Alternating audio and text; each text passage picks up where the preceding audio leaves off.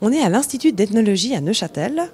On est venu rencontrer les étudiants qui étaient ce matin au prix Farel. Ils ont notamment vu 3 films, Auschwitz Museum, Bonfire et Gaza la Grande Évasion, 3 récits de lieux chargés d'histoire.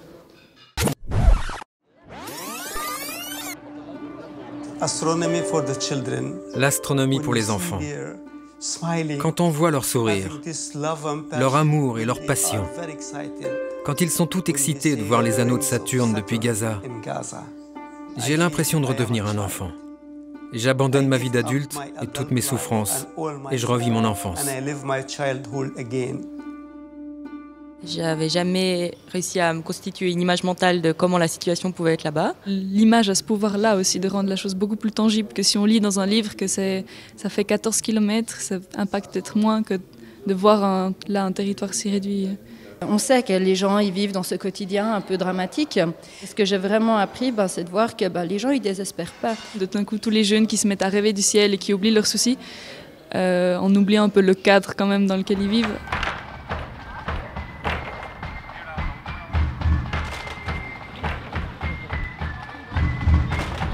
Le conflit irlandais n'est pas quelque chose que je connais très bien. Enfin, j'ai vu ça dans mes cours d'histoire, et j'ignorais tout à fait qu'il faisait encore qu'il y avait encore ce conflit très présent aujourd'hui avec ce genre de manifestation. J'ai trouvé drôle cette façon de proposer qui se veut peut-être très neutre ou qui est très neutre dans le dispositif, mais qui au final porte un regard très positionné en fait par rapport à un sujet.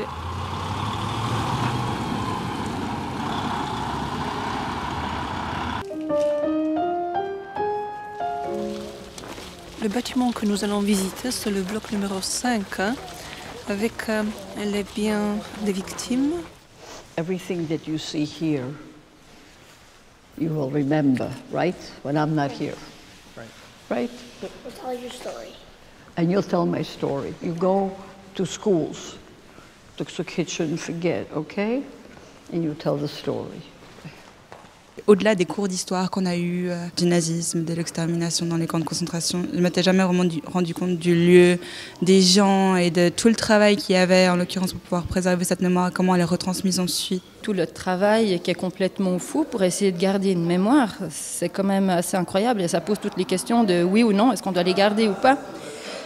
En parallèle, j'avais pas connaissance qu'il y avait un tourisme de masse pour ces lieux. Donc du coup, je me demande qu'est-ce que ces gens viennent chercher dans ces lieux. Qu'est-ce que c'est un bon touriste? Qu'est-ce que c'est cette espèce de dénonciation qu'on aurait envie de faire de prime abord?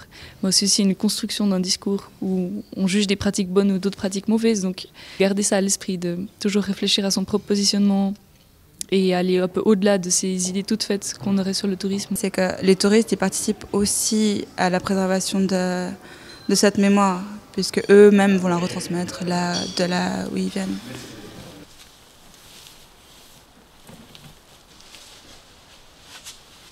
On aura le quotidien le conservateur qui va avoir le matin, il va arriver, il va vouloir conserver cette paire de chaussures ou ses cheveux.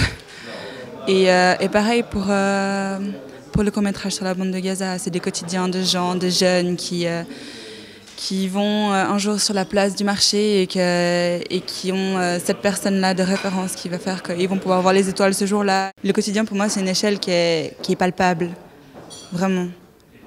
Au-delà de l'histoire d'il y a 50 ans, d'il y a 100 ans, c'est pour ça que le témoignage en l'occurrence des gens est si important.